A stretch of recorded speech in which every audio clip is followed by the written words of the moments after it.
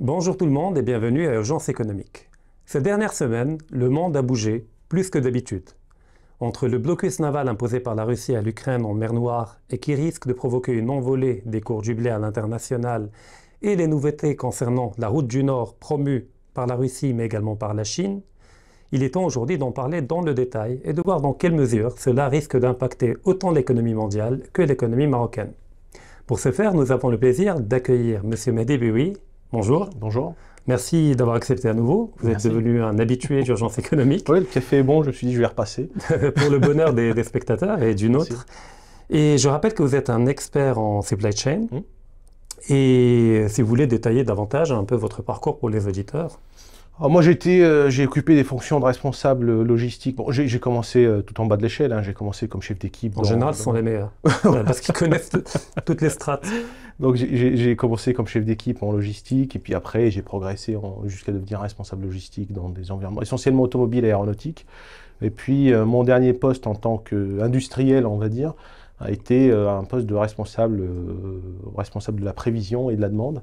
Donc c'est là que j'ai commencé à m'intéresser à la prospective, aux prévisions, à la macroéconomie, parce que vous êtes à l'intérieur d'un marché et que ce qui se passe à quelques bouts de la planète peut impacter tout à fait, tout est interconnecté. Votre business à vous. Donc il fallait s'intéresser à ces choses très macroéconomiques qui finalement, quand vous descendez en fait l'entonnoir, finissent par avoir des impacts dans votre métier de tous les jours.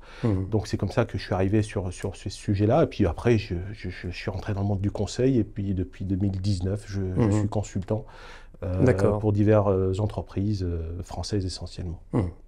Alors, commençons par le blocus naval. Alors, suite à une attaque avec l'usage d'un drone naval par l'Ukraine, qui serait de fabrication britannique, même s'il y a encore un débat là-dessus, contre un pont en Crimée, la Russie a décidé de se retirer de l'accord céréalier qui permettait aux cargos de différents pays, sous différents pavillons, d'aller chercher le blé ukrainien dans le port d'Odessa et de le livrer à travers le monde. Aujourd'hui, il y a un blocus naval avec une menace de détruire, de considérer tout navire, peu importe le pavillon, comme un navire hostile, pouvant transporter éventuellement des armes à destination de l'armée de l'Ukraine. Alors, certains commencent à parler de risque de famine mondiale, de millions de personnes qui ne trouveraient rien à manger. De quoi parle-t-on réellement? C'est-à-dire si on parle de chiffres concrètement et que l'on sort un peu de ces fantasmes-là. Alors, je vais juste repartir de ton hypothèse de départ, c'est de dire que c'est suite à l'attaque que les Russes se sont retirés de l'accord de blé. En fait, l'attaque a eu lieu parce que très probablement les Russes allaient se retirer de l'accord sur le blé pour une raison très simple, c'est que dans l'accord initial, les Russes ont autorisé les Ukrainiens à vendre leur blé et en contrepartie, les Occidentaux devaient réintégrer la banque agricole russe dans le système SWIFT, ce qu'ils n'ont jamais fait. Ce qu'ils ont refusé de faire, qu'ils n'ont jamais fait. Donc ils n'ont pas respecté, entre parenthèses, leur part du contrat. Et donc les Russes menaçaient sérieusement de se retirer de cet accord-là. L'autre point, c'est qu'entre Odessa et le pont de Kerch, il y a 600 km. Donc infranchissable pour un drone. Donc les experts militaires disent qu'il est très probable que ces drones sont partis d'un navire céréalier justement, qui a été militarisé pour le coup pour faire cette frappe. Et donc il devient une cible militaire légitime. C'est pour ça que maintenant les Russes disent tout navire céréalier est considéré comme une cible militaire parce qu'il peut en sortir des drones qui vont aller taper à Sébastopol ou sur le pont de Kerch ou autre. Donc ça, c'est juste pour qu'on recontextualise vraiment les choses. Parce que le problème traîne depuis longtemps, la Russie se plaint depuis longtemps que ces clauses ne sont pas respectées dans l'accord céréalier. Tout à fait. Et là, il a fini par acter le fait qu'elle devait se retirer et qu'elle est prête à revenir à l'accord. Si jamais, à nouveau, les engagements du monde occidental, voilà. Donc ça, c'est le premier volet. Donc ils se retirent parce que le deal n'a pas été respecté, et ce qui les embêtait eux pour vendre leur blé à eux. Parce que pour que les pays puissent payer ce qu'ils doivent à la Russie, ils ont besoin du système SWIFT. Donc ça a empêché la Russie de vendre librement son blé aussi. Donc si on se soucie de la pénurie de blé dans le monde, on devrait se soucier du fait que les Russes soient capables de vendre aussi leur blé, étant donné qu'entre parenthèses, ils sont juste le premier producteur de blé au monde. Donc, là, c'est pour la mauvaise foi du discours occidental. Maintenant, le poids réel de l'Ukraine, je veux dire, quand même, elle a un certain poids, mais qui est surexagéré. Depuis la semaine dernière, l'Ukraine est l'unique et exclusif producteur de blé dans le monde. On apprend tout ça en se disant qu'on va tous mourir de faim parce que les Ukrainiens ne peuvent plus vendre leur blé. Non, plus sérieusement, il apparaît que la saison a été bonne dans plusieurs pays producteurs, le Canada, même la Chine a eu des bonnes des bons rendements. Donc, parce que souvent on oublie que parmi les plus grands producteurs au monde de blé, à part la Russie, il y a également des pays comme l'Inde, comme la Chine, on les oublie souvent, on croit que c'est uniquement l'Europe occidentale et le Canada. Ah non, il y a beaucoup de pays. L'Inde est un très gros producteur de blé, donc a priori, il y a de la production. Le fait de soustraire l'Ukraine à la production mondiale devrait avoir un impact, évidemment, parce que c'est des marchés relativement tendus. Mais de là à dire que les gens vont commencer à tomber de faim dans la rue, ça c'est sûrement abusé ou exagéré. Comment les marchés ont réagi au niveau des marchés à terme, des contrats à terme sur le blé? Alors, sur le marché spot, il y a eu une spot, hausse. C'est au jour le jour. Au jour le jour. C'est là où on mesure exactement la réaction des marchés. Sur les longs termes, les contrats sont plutôt fixes. Voilà. Donc, spot, c'est un peu spéculatif. Tout à fait. Sur le marché spot, je crois qu'il y a eu une hausse de 5% le jour de l'annonce ou des choses comme ça. Puis c'est rapidement retombé sur des choses qu'on connaît. Donc, il n'y a pas eu d'affolement au niveau des marchés. Un léger rebond et puis c'est revenu à la normale. Si l'Ukraine n'arrive pas à exporter son blé par Odessa, et tout laisse penser qu'elle n'y arrivera pas parce que les Russes ont tout cassé. Il n'y a plus rien qui pourra partir. Il y a eu 3 nuits de bombardement. Voilà, ils ont détruit toutes les installations, donc comme ça il n'y a plus de discussion.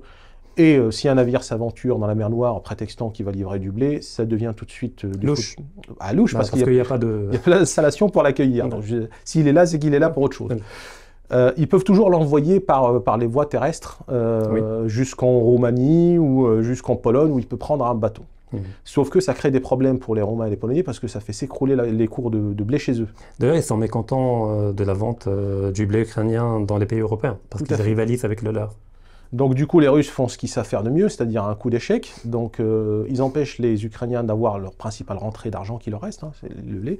Et ils mettent les Européens dans l'embarras les uns vis-à-vis des autres parce que ils vont être obligés de passer par les voies terrestres pour vendre leur blé, ce qui va sérieusement embêter leurs voisins. Donc c'est de bonne guerre, j'ai envie de dire. C'est la guerre, donc ce genre de coup, ça étonne personne en fait.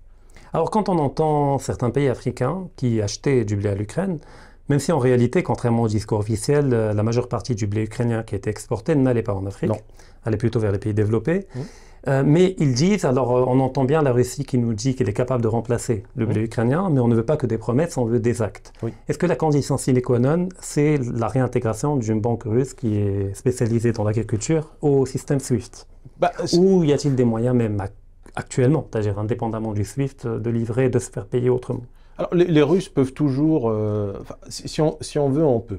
Ils trouveront toujours une solution pour se faire payer d'une façon ou d'une autre. Poutine a parlé de livrer des quantités gratuitement. Ils peuvent se le permettre. La Russie est un pays qui est extrêmement riche, contrairement à ce qu'on essaie de nous faire croire.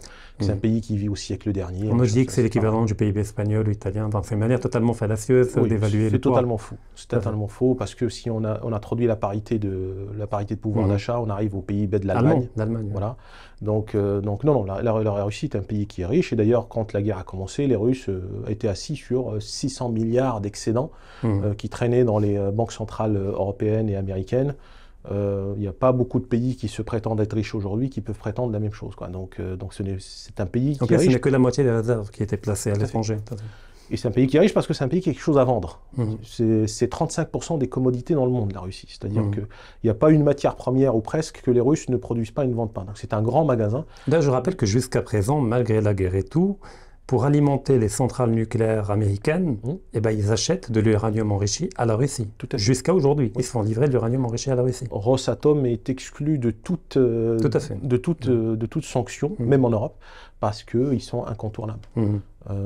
Une des raisons pour lesquelles les Russes continuent d'avoir des puces, déjà parce qu'ils en produisent, contrairement à ce qu'on dit, ils en produisent, alors jusqu'à 25 nanomètres, je crois.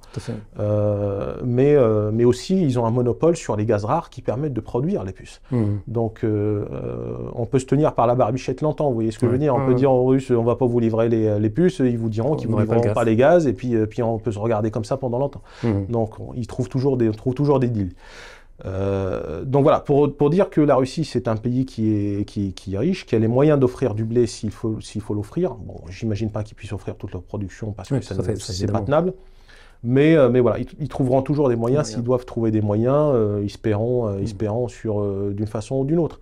Mais le plus simple pour tout le monde, si on se soucie de la famine dans le monde, c'est d'autoriser les Russes à vendre leur blé. Je pense que les sujets alimentaires ne doivent pas être militarisés. Ça n'a pas de sens. Militaire, sanitaire, etc.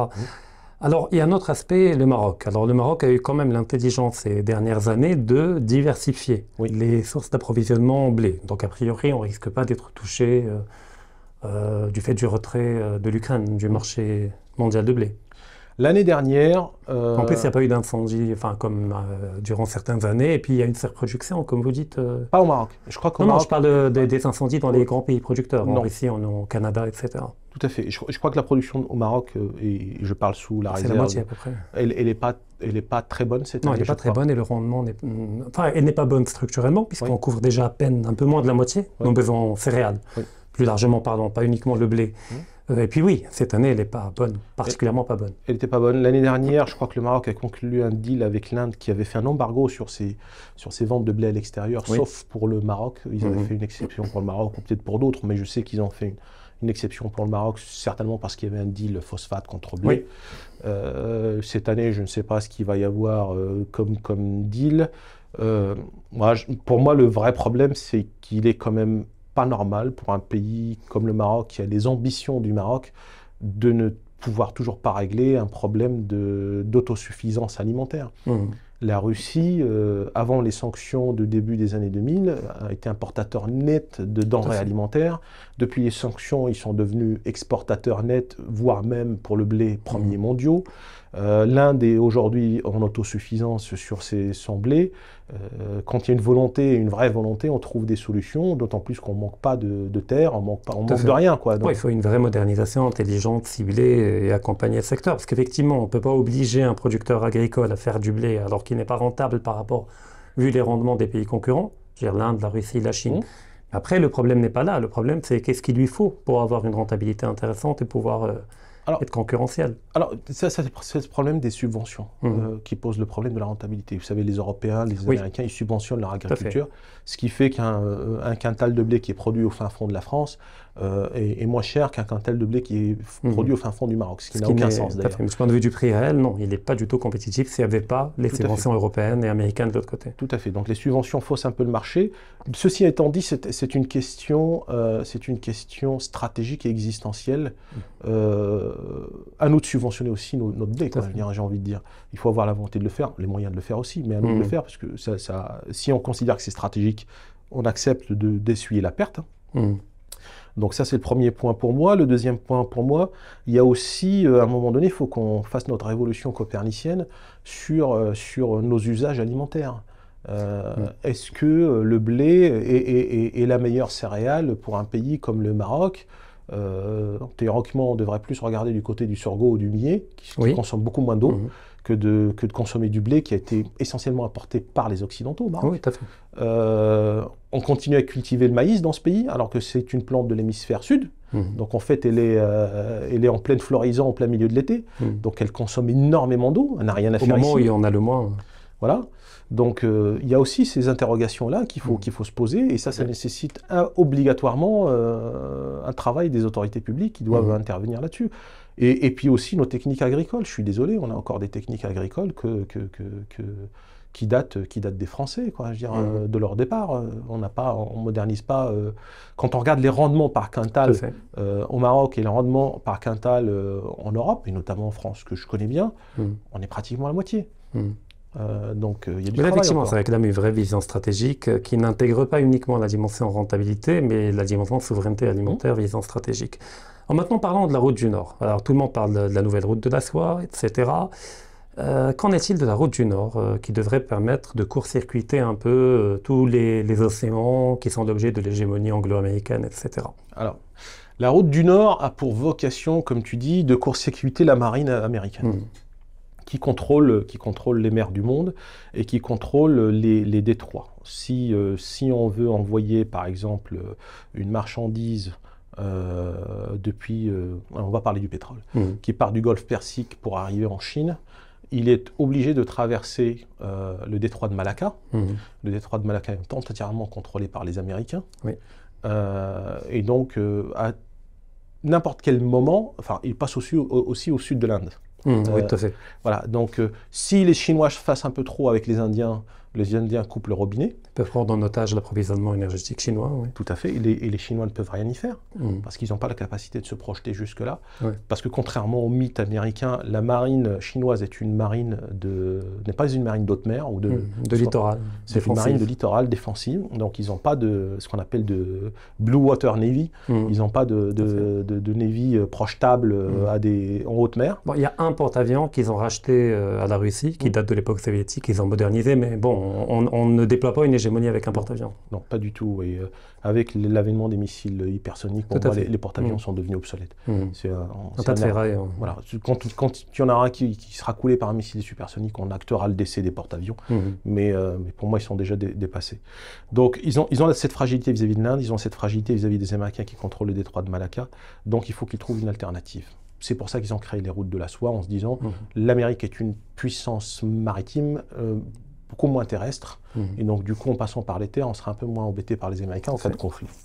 Là-dessus, les Russes sont arrivés avec leur concept de route du Nord, c'est-à-dire aujourd'hui, la route du Nord, c'est quoi? Passe par le pôle Nord. On longe les côtes russes en fait, nord.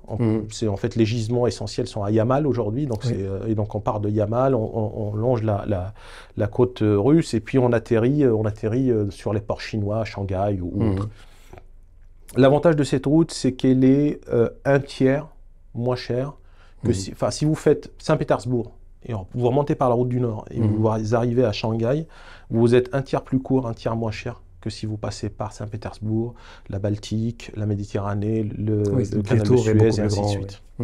Donc il y a un vrai intérêt économique. Je continue à dire qu'il n'y a pas d'intérêt économique pour une route comme ça, pour le transport du pétrole et du gaz, parce que ces choses-là se transportent mieux et moins cher via des gazoducs.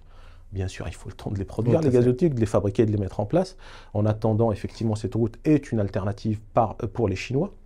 Et puis l'avantage, c'est que l'essentiel du trajet passe par les eaux territoriales russes, ce qui n'est pas le cas de la route de la soie, qui passe par différents pays, dont certains peuvent être l'objet d'instabilité. Tout à fait. Enfin, on a vu avec la Birmanie par rapport à la route sud, mais pareil, le Kazakhstan, on a vu les révoltes qu'il y avait il y a 1 an et demi, je crois, il y a 2 ans.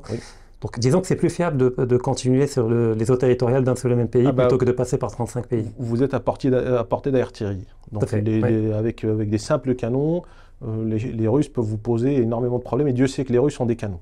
Donc c'est la première artillerie du monde. Des canons, ils peuvent en mettre. Donc ils peuvent parfaitement protéger leur route. Les Chinois aussi, parce que passer Vladivostok, vous êtes dans les eaux territoriales chinoises. Donc c'est parfaitement défendable pour les deux. C'est loin de... Bon, les Américains peuvent toujours tenter un coup par-ci, par-là, mais c'est déjà plus compliqué pour eux. Il faut des brises-glaces nucléaires, ce qu'ils n'ont pas forcément. Je parle des Américains. Tout à fait, ils n'ont pas des brises-glaces, mais ils peuvent faire... Moi, je pensais aux sous-marins. Ils peuvent faire traîner leurs sous-marins et faire des dégâts s'ils veulent. Mais on saura que c'est eux, vous voyez ce que je veux dire. Bon, c'est un peu comme le Nord Stream 2. C'est comme le Nord Stream 2 qui a explosé par des plongeurs. On a accusé un chalutier avec des marins ukrainiens. Voilà, tout à fait. Ils ont fait péter ça avec un pétard acheté dans le commerce. Donc, heureusement qu'il y a un journaliste américain qui a fait le boulot. Ah oui, mais il est controversé, complotiste. Qui est pris Pulitzer. Ah, depuis Pulitzer, il est devenu complotiste. Ah oui, d'accord. Complotiste et machin. Comme Prigogine qui passe de terroriste à héros de la liberté, puis qui redevient terroriste. Tout à fait. Il y a comme ça des carrières qui se font vite et qui se défont très vite aussi. Donc, il faut tout pour faire un monde. Donc voilà, la route du Nord, c'est essentiellement ça aujourd'hui. L'intérêt aussi pour les Chinois, c'est que les Chinois assurent leur approvisionnement en hydrocarbures. Aujourd'hui, les Chinois sont baqués au plus gros magasin de matières premières du monde, qui est la Russie. Donc une fois qu'ils ont construit les gazoducs, ou même on continue avec la route du Nord continuera à acheminer du minerai, parce qu'à Yamal, il n'y a pas que du pétrole, et du gaz. Des diamants, il y a tout. Il y a toute une quantité de minerais, il y a tout ce qu'il faut. Donc la Chine, a priori, n'aura pas de problème ni à l'accès à de l'énergie pas chère, ni à de la matière première. C'est déjà le cas maintenant, puisqu'il y a 2 marchés des hydrocarbures à l'échelle mondiale. Il y a un marché à prix préférentiel, celui qui lie la Russie à l'Inde et à la Chine, qui achète à $60, même moins. Et puis le reste du monde qui l'achète au prix du marché, $80-90. Donc déjà, il y a un différentiel qui profite en termes de compétitivité à l'économie chinoise et indienne. Tout à fait. Ça ne peut que s'aggraver. Si vous êtes sur des contrats à long terme, oui. Alors j'ai appris hier ou avant-hier, je crois que ça y est, les prix du brut russe ont dépassé le plafond qu'avaient fixé les Européens, parce qu'il y a besoin. Les Chinois sont en train de faire des gros plans de relance, et donc l'économie chinoise, à coup de subvention, est en train de redémarrer, donc elle tire, et le marché se tend, bien évidemment. Il faut savoir que le coût de production d'un pétrole russe, c'est de 12 à 15 $. Les deux pays qui ont le coût de production du baril les plus bas du monde, c'est les Russes et les Saoudiens. On est entre 12 et 15 $ le coût de production. Donc même avec un cap à 60 $... Bon, ça c'est une moyenne, parce qu'effectivement, il y a certaines régions en Russie où ça peut coûter 40 $, d'autres ça coûte moins cher. Mais bon, la moyenne c'est 12-15 $. C'est ce qu'on se dit comme référence pour le brut russe. Et dans le budget, c'est 40 $. Au-delà de 40 $, tout va dans les recettes. Tout à fait. Donc, quand ils vendent à 60, ils sont fait encore beaucoup d'argent. Donc, on assiste, comme tu dis, en fait, à une scission du monde. Tu as l'Asie, Inde, le bloc Inde-Chine, tout ça qui vont avoir accès à une énergie pas chère. Pas cher, mais vraiment quasiment illimité. Et quasiment illimité parce qu'on n'a pas idée de l'étendue des réserves russes, et même eux ne le savent pas.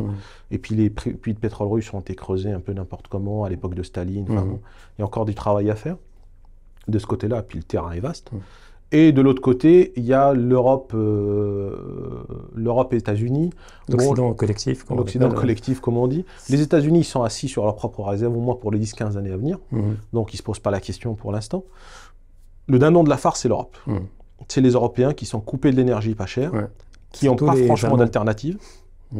Surtout les Allemands, oui. Qui n'ont plus de nucléaire. Qui n'ont plus de nucléaire. Qui sortent de charbon. Là où, oui. Et d'ailleurs, après, vont faire la leçon aux autres parce qu'ils consomment du charbon, ce qu'ils ont fait en Afrique du Sud, ce qui était un vrai scandale, mais bon, peu importe.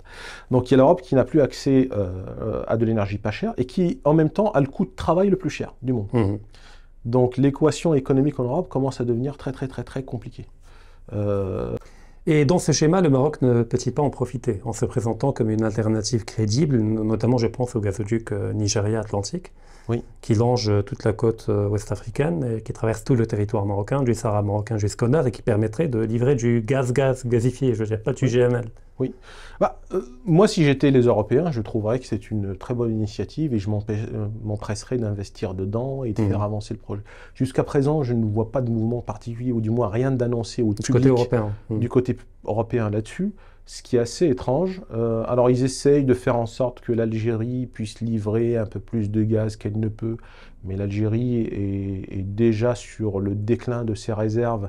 Et en même temps, c'est un des pays qui a la croissance démographique la plus élevée du continent. Il y a pratiquement plus 1 million d'Algériens par an. Avec un rebond démographique qui est contraire à tous les schémas de transition démographique, la fécondité même qui remonte. Tout à fait. Et d'ailleurs qui a perdu en partie sa crédibilité dans le bras de fer qu'il avait entamé avec l'Espagne, qui a fait que, après, on peut difficilement vendre la longue durée quand on s'est avéré être un partenaire pas très fiable qui est capable de prendre en otage la livraison énergétique. Aujourd'hui, ils n'ont pas le choix. Donc, ils sont obligés de composer avec les Algériens parce qu'ils n'ont pas le choix. Mais le problème, c'est que les Algériens ont de moins en moins de gaz à vendre. Il est là le vrai problème. Parce que plus de 50% ou 50%, bientôt un peu plus de 50% de leur production est consommée par le marché intérieur, justement à cause de cette croissance démographique et ce besoin d'énergie. Bon, les Européens leur ont proposé un marché un peu étrange en leur disant on va vous aider à faire du solaire, donc vous consommerez du solaire et donnez-nous le gaz. Et donnez-nous le gaz parce que nous on sait mieux que vous quoi en faire. Donc je ne sais pas si les Algériens ont accepté ce contrat-là, mais bon, j'en sais rien. Mais voilà, donc qu'est-ce qu'ils ont comme alternative? Ils ont l'Algérie, la Libye, qui pour l'instant ne tire pas vraiment sur ses ressources parce que les problèmes qu'on connaît en Libye. Il y a la Méditerranée, l'offshore. Il y a un peu d'offshore. Du côté de Chypre, d'Israël, tout à fait. La Grèce. Il y a encore des gazoducs qui transitent par la Turquie, que les Ukrainiens d'ailleurs essayent de saboter. Donc la situation est quand même tendue et si j'étais effectivement un Européen, j'essaierais de faire en sorte que le gazoduc Nigeria-Maroc avance et avance très très très très vite. Parce que rien de ce que peuvent faire les Européens pour solder leurs problèmes d'énergie ne pourra se mettre en place avant les 10 prochaines années en fait. Ils vont avoir 10 années très compliquées en Europe. Mais pour l'instant, on n'en parle pas, je ne sais pas, ou peut-être qu'ils pensent que je ne sais pas, je crois que c'était un ministre qatari ou émirati qui disait l'autre jour dès que les Européens vont devoir redevenir des copains avec les Russes, parce qu'en gros, ils n'ont pas le choix. S'ils veulent de l'énergie, ils n'ont pas le choix. Oui, tout à fait. À moins que les États-Unis, comme c'est peut-être prévu, ne décident de récupérer l'industrie allemande en leur disant le GNL coûte plus cher, venez vous installer chez nous, ça coûtera moins cher, vous l'aurez directement. Ils sont déjà en train de le faire. Alors en votant le fameux Patriot Act, Patriot Act, je me souviens plus du nom de la loi, mais il y avait un mot patriote, voilà, qui fait qu'on n'accorde plus de subventions qu'à des véhicules électriques qui sont produits sur le sol américain. Donc ça c'est en train de forcer tous les acteurs des véhicules électriques à délocaliser. Ça c'est depuis Trump, je crois. Non, c'est Biden. C'est Biden. Et ils font aussi des appels du pied à beaucoup d'industriels allemands qui ne peuvent plus fonctionner avec les coûts d'énergie qu'on a aujourd'hui en Europe. Chose étrange, que je trouve moi étrange, c'est que la France aurait dû être le premier pays qui en profite. La France continue de produire de l'électricité qui est relativement bon marché grâce au parc électronucléaire. Tout à fait. Qu'elle est en train de perdre graduellement, parce que ça vieillit, il n'y a pas d'investissement là-dedans, il y en a même qui ont été fermés. Pour des raisons écologiques. Mais si le problème était pris à bras-le-corps, la centrale qui vient d'être fermée peut être redémarrée. Tout à fait, ils ont la technologie, ils ont le capital humain, ils ont tout. Ils ont tout ce qu'il faut et ils auraient pu faire du dumping en disant le kilowattheure il est moins cher que chez vous, vous franchissez le Rhin et puis le kilowattheure est moins cher. Il y a aussi une immigration allemande qui est en train de se faire vers l'Espagne et le Portugal, parce que l'Espagne et le Portugal sont en dehors du marché européen, et que l'Espagne est un gros hub d'hydrocarbures depuis très longtemps, et c'est un pays qui a ses propres installations de dégasification, des raffineries, ils ont tout ce qu'il faut. Donc on voit aussi une certaine migration vers l'Espagne, même si l'Espagne a le même problème que partout ailleurs, c'est la tension sur la ressource humaine. Mais voilà. Donc effectivement, les Américains sont en train de dépouiller l'Europe de ses bijoux industriels. Donc je ne sais pas comment les Européens vont régler ça. On verra. En tout cas, pas forcément bien, vu comment ça a démarré. Alors maintenant, il y a les BRICS, que l'on présente de plus en plus comme une alternative crédible à l'Occident collectif, c'est-à-dire y compris le marché européen, l'OTAN et toutes les structures qui vont avec. Et il y a même une file d'attente. Beaucoup de pays qui veulent l'intégrer. Ça va du Mexique jusqu'à l'Algérie, qui a même voulu acheter son ticket. On croyait que c'était des tickets à vendre. Alors, croyez-vous que ça soit crédible comme alternative? Quand on parle des BRICS, vu leur hétérogénéité. Ça dépend pourquoi faire. Les BRICS, aujourd'hui, c'est avant tout une espèce d'union économique. Un club. Un club économique, en fait. Ça a commencé un peu comme ça. Qui veulent défendre un peu leurs intérêts vis-à-vis d'un Occident collectif qui essaye de tout faire pour que ces pays-là ne les remplacent pas à la tête de l'échelle alimentaire économique mondiale. Ils ont aujourd'hui, la banque d'investissement des BRICS, aujourd'hui, c'est une banque qui est sur le papier prometteuse, mais qui ne finance en fait que des projets qui sont faits à l'intérieur des pays du BRICS. C'est peut-être pour ça c'est peut-être pour ça qu'ils veulent y rentrer, ces gens-là, les 40 pays qui sont à la porte, parce que le FMI a tellement une mauvaise réputation d'être un organisme qui ne fait que couler les pays ou les aider, qu'on essaie de trouver des alternatives où on peut se financer sans être forcément obligé de tout casser. Ça peut être la raison pour laquelle ces pays-là essaient de rentrer dans ces organisations. Une forme pour accéder à un financement non idéologisé. C'est ça, et qui ne donne pas de leçons. Sans ingérence. Sans ingérence et qui donne pas de leçons. Il y a aussi du côté des BRICS la volonté d'échapper à une mainmise que peuvent avoir les États-Unis sur beaucoup de choses. Aujourd'hui, quand vous faites un mouvement avec SWIFT, la CIA tout de suite est au courant. La CIA trace tous les échanges. Vous passez forcément par le dollar. Et comme les États-Unis ont eu la fâcheuse tendance ces dernières années à projeter leurs droits là où le dollar est utilisé, l'extraterritorialité du droit américain. Tout à fait. À partir du moment où il y a le dollar qui est utilisé, donc vous étiez toujours à risque de vous retrouver en conflit avec la justice américaine. Et à chaque fois que vous êtes en conflit avec la justice américaine, il ne faut pas chercher longtemps pour savoir qui c'est le perdant. En général, c'est vous. Tout à fait. Donc, et d'ailleurs, parlons du dollar, parce qu'on parle d'alternatives crédibles. Que se passe-t-il au niveau, parce que certains parlent de dédollarisation entamée par les BRICS. Est-ce vrai, exagéré? Alors, c'est exagéré sûrement, vrai oui. En fait, il faut juste remettre les choses à leur place. il y a deux volets. Il y a le volet économique, il y a le volet militaire, si je puis dire. Mmh. Le volet économique, effectivement, ces pays-là ne souhaitent plus passer par le dollar pour les raisons qu'on a évoquées. Donc l'extra-territorialité du droit américain. Et le fait aussi qu'ils ne veulent plus être les dindons de la farce, si je puis dire, c'est-à-dire ne veulent plus être le financeur du déficit américain. Mmh. Donc les Américains impriment de l'argent, font du déficit, impriment du dollar, et comme tout le monde a besoin de dollars, tout le monde achète leur argent, mais en fait, en achetant leur argent ou en prenant leur argent en contrepartie de leur déficit, vous financez leur déficit. Tout à fait. Donc, et on finance leur hégémonie également. On finance aussi leur hégémonie parce que, comme ils ont le pouvoir impérial de pouvoir imprimer à l'infini, on finance effectivement les hégémonies. Et ça rejoint la partie militaire de la discussion. C'est que ce que cherchent aussi à faire les Russes et les Chinois, c'est d'empêcher les Américains de pouvoir imprimer à l'infini pour financer leur budget militaire qui est colossal. Pour l'information des téléspectateurs, le budget américain militaire est supérieur à la somme de tous les budgets militaires de la Terre entière. Donc, s'il devait le financer avec de l'argent réel, il ne pourrait pas. Ou alors le pays s'écroulerait parce que l'économie ne pourrait pas financer un budget pareil. Donc, ce que je pense que les Chinois et les Américains essaient de faire, c'est de ramener tout ça à du concret en faisant en sorte que les États-Unis commencent à supporter les conséquences de l'impression monétaire. Ce qu'ils ne supportent pas aujourd'hui, c'est les autres qui les supportent pour eux. Donc, comment ils comptent s'y prendre? En fait, ils partagent leur inflation avec nous. Tout à fait. Avec toute la planète. Oui. Ils la mutualisent. Et leur déficit. Et leur déficit. Mutualisent. Donc, ce qu'ils veulent faire, les Chinois et les Russes, c'est deux choses. Un, casser le lien entre le dollar et l'énergie. Oui. Donc, le pétrodollar. Ça remet en cause la valeur du dollar en tant que monnaie nécessaire à tout le monde. Oui. Et d'adosser au fur et à mesure les monnaies à l'or. Donc, notamment le yuan, le rouble, éventuellement la roupie à terme, même si pour l'instant elle est très volatile. Oui. Donc à terme, c'est de baquer tout avec l'or et revenir à l'étalon or, ce qui était le cas avant. Oui. Parce que là, à partir du moment où vous êtes baqué par de l'or, ou vous êtes comparé à l'or, vous ne pouvez plus imprimer à l'infini parce que vous dégradez la valeur automatiquement de votre monnaie. Et donc si vous avez le choix entre deux monnaies, une dont la seule valeur, c'est la valeur faciale et le papier sur lequel elle est imprimée, et l'autre, c'est son équivalent en or, naturellement, le choix se porte. Vous prenez celle qui est baquée sur de l'or parce que c'est plus garanti pour vous. Donc c'est ça les deux choses qu'essayent de faire les Russes et les Chinois via les BRICS en ce qui concerne le dollar. Mais contrairement à ce que je peux entendre très souvent, ils ne cherchent pas à remplacer le dollar comme monnaie d'échange universelle, je puis dire, parce qu'ils ne pourraient pas, et la quantité...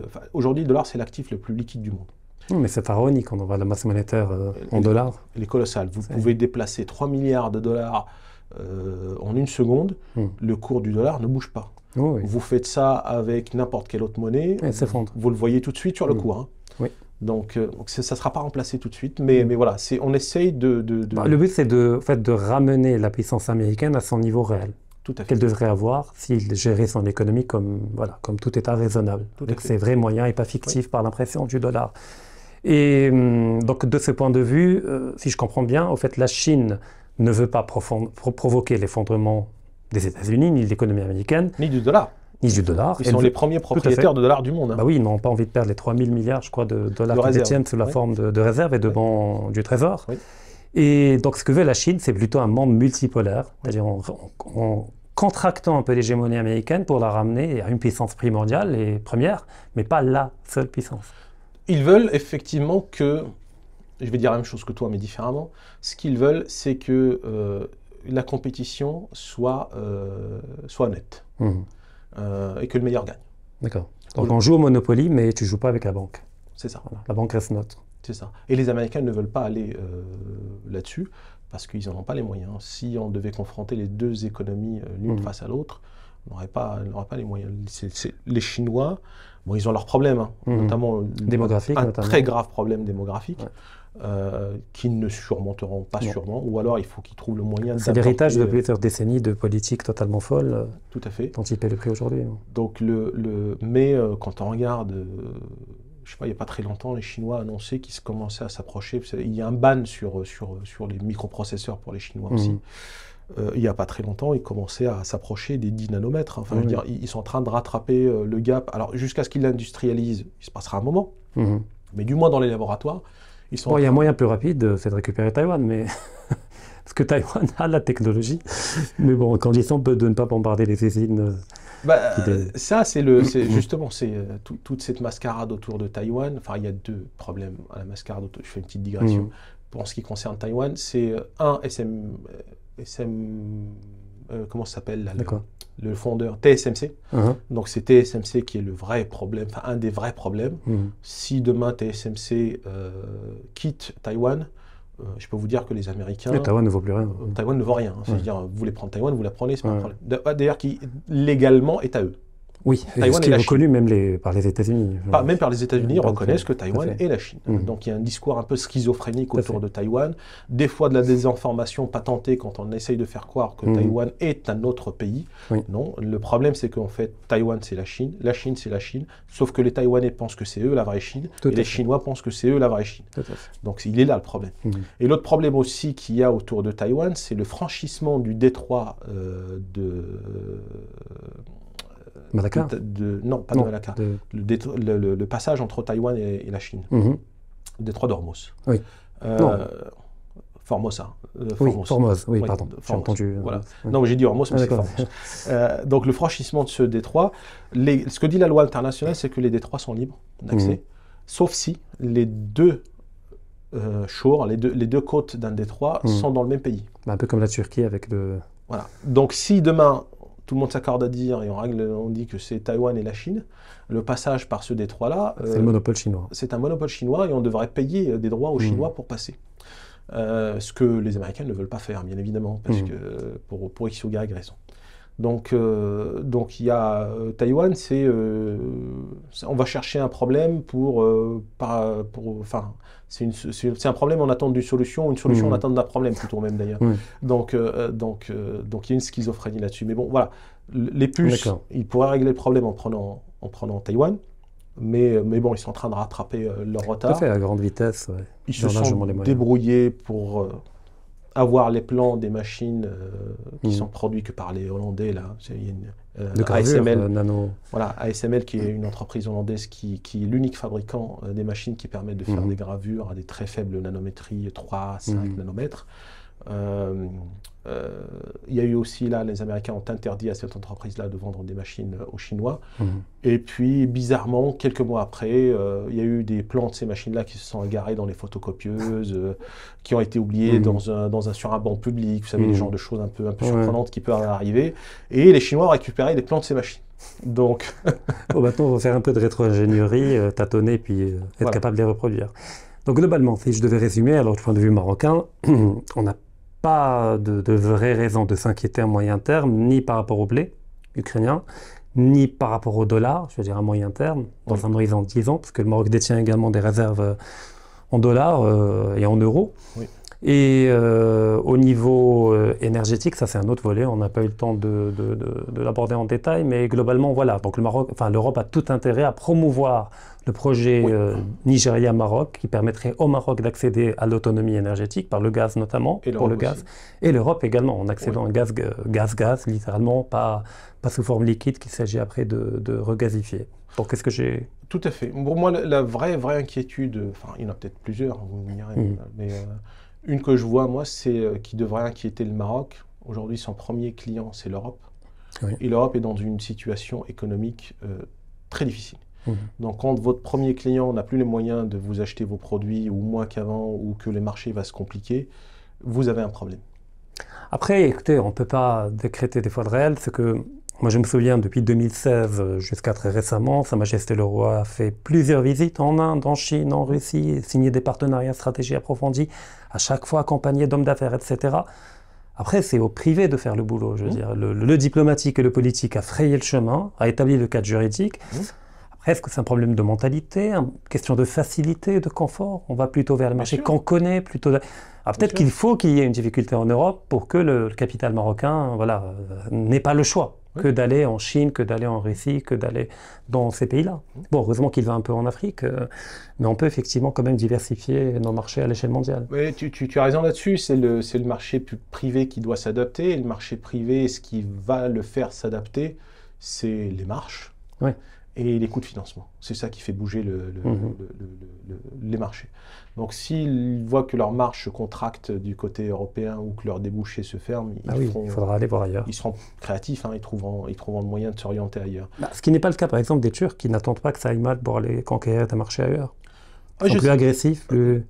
Les Turcs sont très agressifs. En plus, la dévalorisation de leur monnaie leur crée beaucoup de problèmes, mais leur donne beaucoup d'opportunités aussi. L'export. Ouais.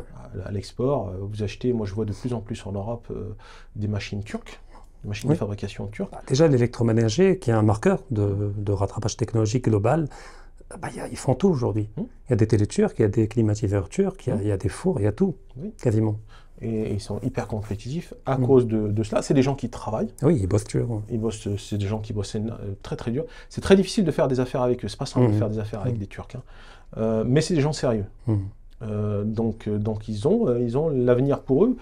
En plus, si les Ukrainiens n'abîment pas leur gazoduc, aujourd'hui ils se retrouvent assis sur de l'énergie, littéralement. Donc la Turquie, théoriquement, s'ils ne font pas trop de bêtises... Ils feront partie du G7 ou du G8 dans 10-15 ans. Ils ont un avenir qui est radieux devant eux, c'est clair. Espérons qu'il en aille de même pour nous, prochainement. Pour conclure avec une note d'optimisme. Très bien. Mais début, merci infiniment pour tous ces éclairages et cette fraîcheur intellectuelle qu'on ne trouve pas tout le temps. Et je remercie également toutes les personnes qui nous ont suivis. Et rendez-vous comme d'habitude la semaine prochaine pour un nouvel épisode.